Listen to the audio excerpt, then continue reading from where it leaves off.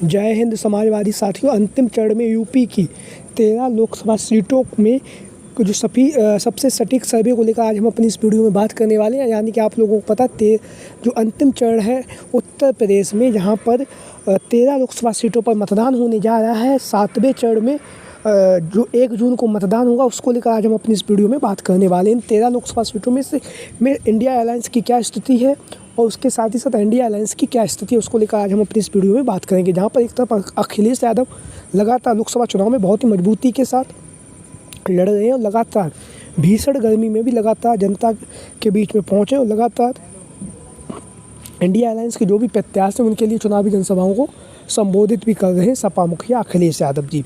इसके साथ ही साथ अखिलेश यादव जी जहाँ पर भारतीय जनता पार्टी को भी हमलावर है और हमलावर होने के साथ साथ लगातार भारतीय जनता पार्टी पर एक एक करके बेरोजगारी, महंगाई, भ्रष्टाचार जैसे मुद्दों पर घेर भी रहे और घेरने के साथ साथ लगातार जो एनडीए गठबंधन है, यानी कि जो वर्तमान समय में जो सरकार है भारतीय जनता पार्टी की, उस सरकार पर भी लगातार हमलावर हैं। तो लगातार अंतिम चरण के चुनाव में जहां पर अखिलेश यादव जी लगातार चुनाव प्रचार कर रहे हैं और लगातार इंडिया अलायंस के प्रत्याशियों के लिए वोट देने की जनता से अपील भी कर रहे हैं। तो सबसे पहले हम बात करेंगे गाजीपुर लोकसभा सीट, जहां से अफजल अंसारी चुनावी मैदान में उतरे हुए हैं।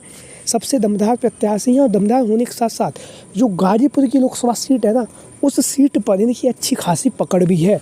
जाति समीकरण को साधते हुए अखिलेश यादव जी के द्वारा जहां पर 2019 के चुनाव में यह बहुजन समाजवादी पार्टी के गठबंधन से प्रत्याशी हुए थे, लेकिन इस बार अखिलेश यादव जी ने इन्हें समाजवादी पार्टी से अफजल अंसारी को प्रत्याशी घोषित किया है। और यहाँ का जो जाति समीकरण है, यानी कि यहाँ का जो टोटल वोट बैंक है, उसमें यादव, मुस्लिम और दलित को अगर मिला लिया जाए तो यहाँ का आधा वोट बन जाता है जो कुल मतदाता है उसका। तो यहाँ से अफजल अंसारी जी की जो स्थिति बहुत ही मजबूत है और बहुत मजबूत होने के साथ ही साथ जो गाजीपुर की लोकसभा सीटें है, जो सीट है इंडिया अलायंस और समाजवादी पार्टी के पक्ष में जाती हुई नज़र आ रही है।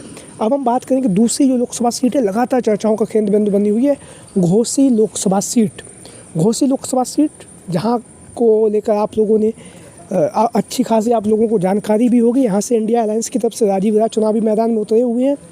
वहीं पर भारतीय जनता पार्टी की तरफ से, यानी कि एनडीए की तरफ से, यहाँ से सुहेल देव समाज पार्टी यानी कि ओम प्रकाश राजभर के जो पुत्र हैं अरविंद राजभर चुनावी मैदान में उतरे हुए हैं। जो घोसी की जो लोकसभा सीट है, यहाँ का अगर इतिहास उठाकर देखें तो 17 बार के चुनाव में यहाँ पर 14 बार जो है राय समाज का जो नेता है, राय समाज के लोगों को घोसी लोकसभा सीट का नेतृत्व करने का मौका मिला है।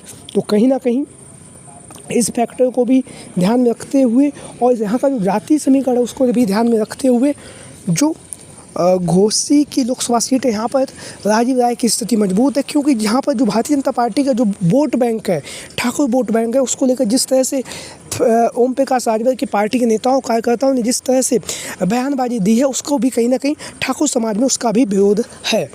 तो हम बात करेंगे अब जो है कुशीनगर लोकसभा सीट से। कुशीनगर लोकसभा सीट से पिंटू सेंथावत चुनावी मैदान में उतरे हुए हैं। दिग्गज नेता हैं, लगातार जनसंपर्क कर रहे हैं, लोगों के बीच में पहुंच रहे हैं और लगातार लोगों से मिल रहे हैं। लोगों से मिलने के साथ ही साथ लगातार अखिलेश यादव जी ने भी इनके लिए चुनाव प्रचार किया है। तो कुशीनगर की लोकसभा सीट से यहाँ पर अखिलेश यादव जी ने चुनावी जनसभाओं को संबोधित किया है और यहाँ का जो जाति समीकरण है वो कहीं ना कहीं समाजवादी पार्टी और इंडिया अलायंस के पक्ष में जाता हुआ नज़र आ रहा है कुशीनगर की लोकसभा सीट से। अब हम बात करेंगे इसके साथ ही साथ अब हम बात करेंगे आगे अखिलेश प्रताप सिंह, जैसा कि आप लोग इन तस्वीरों के माध्यम से देख रहे हैं, वरिष्ठ नेता इंडिया अलायंस के प्रत्याशी हैं और प्रत्याशी होने के साथ ही साथ लगातार ज़मीनी स्तर पर काम कर रहे हैं, लगातार लोगों से मिल रहे हैं। लगातार अखिलेश यादव जी ने भी चुनावी जनसभाओं को इनके लिए संबोधित भी किया है। लगातार अखिलेश यादव जी लगातार इंडिया अलायंस के जो भी प्रत्याशी हैं सभी के लिए चुनाव प्रचार कर रहे हैं, जैसा कि आप लोग इन तस्वीरों के माध्यम से देख भी रहे हैं। तो अखिलेश प्रताप सिंह इंडिया अलायंस के प्रत्याशी हैं और इनका जो व्यक्तित्व है वो है कहीं ना कहीं इंडिया अलायंस को जीत भी दिलाने में कामयाब होता हुआ नज़र आ रहा है। जाति समीकरण को साधते हुए अखिलेश यादव जी लगातार चुनाव प्रचार कर रहे हैं। अब हम बात करेंगे जैसा कि आप लोग अपनी स्क्रीन पर देख रहे हैं, वीरेंद्र सिंह जी जैसा चंदौली की जो लोकसभा सीट वहाँ से इंडिया अलायंस के प्रत्याशी हैं वीरेंद्र सिंह जी बहुत मजबूत स्थिति में नज़र आ रहे हैं। बहुत मजबूत स्थिति में नज़र आने के साथ साथ लगातार जनसंपर्क के माध्यम से जनता से रूबरू हो रहे हैं, जनता से मिल रहे हैं, जनता की समस्याओं को, जनता के सुख दुख में शामिल हो रहे हैं वीरेंद्र सिंह जी।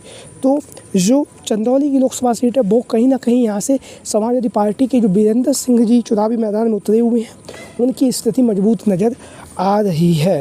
अब हम बात करेंगे सलेमपुर लोकसभा सीट को लेकर। सलेमपुर की लोकसभा सीट जैसा कि आप लोगों को पता है रमाशंकर विद्यार्थी यानी कि पूर्व में ये सांसद रह भी चुके हैं और लगातार ज़मीनी स्तर पर कार्य कर रहे हैं। और वहाँ पर जो एक सर्वे हुआ तो सर्वे में इंडिया अलायंस के प्रत्याशी के रूप में, समाजवादी पार्टी के प्रत्याशी के रूप में जनता ने रमाशंकर विद्यार्थी को पसंद भी किया था। तो अखिलेश यादव जी ने जनता की पसंद का ध्यान रखते हुए सलेमपुर की जो लोकसभा सीट है वहाँ से रमाशंकर विद्यार्थी को चुनावी मैदान में उतार दिया है। ज़मीनी हकीकत ये है कि जो जनता है वो कहीं ना कहीं महंगाई, बेरोजगारी से परेशान और कहीं ना कहीं परिवर्तन के लिए जनता मन बनाए हुए है। तो यहाँ से इनकी स्थिति मजबूत नज़र आ रही है। हम बात करेंगे बलिया लोकसभा सीट से सनातन पांडे चुनावी मैदान में उतरे हुए। पिछली बार के चुनाव में महज 15 से 16 हज़ार वोटों से चुनावी मैदान में हार गए थे, लेकिन इस बार अखिलेश यादव जी ने जाति समीकरण को साधते हुए, क्योंकि ब्राह्मण बाहुल ये सीट है, तो ऐसी स्थिति में अखिलेश यादव जी ने सनातन पांडे को चुनावी मैदान में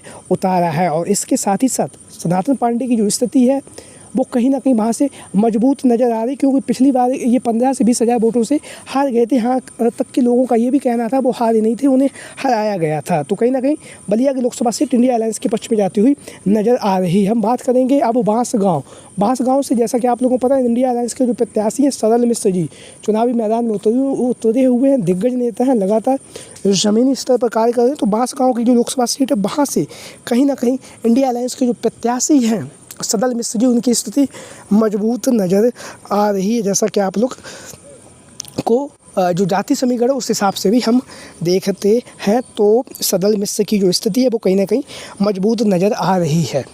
तो ये वो 9 लोकसभा सीटें हैं जो जहाँ पर इंडिया अलायंस मजबूत स्थिति में नज़र आ रहा है। और अब हम बात करें ऐसी 4 लोकसभा सीटों को जहाँ पर भारतीय जनता पार्टी मजबूत नज़र आ रही है।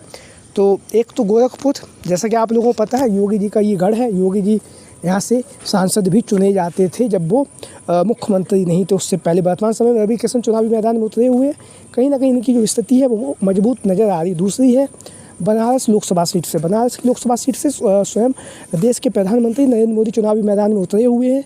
यहाँ से जो इनकी स्थिति है वो मजबूत नज़र आ रही है नरेंद्र मोदी जी की। उसके साथ ही साथ मिर्ज़ापुर से, जहाँ पे आपको लोगों को पता है एनडीए के प्रत्याशी के रूप में जो अनुप्रिया पटेल है वो चुनावी मैदान में उतरी हुई हैं, उनकी वहाँ से स्थिति मिर्ज़ापुर से मजबूत नज़र आ रही है। उसके साथ ही साथ जो आप लोग अपनी स्क्रीन पर देख रहे हैं तो आप लोगों की क्या राय है, सभी साथी कमेंट बॉक्स के माध्यम से अपनी राय जरूर दें। अंतिम चरण में जहाँ पर 13 लोकसभा सीटों पर मतदान होने जा रहा है, इन 13 लोकसभा सीटों में से इंडिया अलायंस कितनी सीटें जीतने जा रहा है, सभी साथी कमेंट बॉक्स के माध्यम से अपनी राय जरूर दें। और इसके साथ ही साथ जो भी साथी चैनल पर आज पहली बार आए हैं वो चैनल को सब्सक्राइब करें, वीडियो को लाइक करें। वीडियो को अंत तक देखने के लिए आप सभी का बहुत बहुत धन्यवाद एवं आभार। जय हिंद, जय भारत, जय समाजवाद, जय Akhilesh mission 2024। Thank you for watching this video.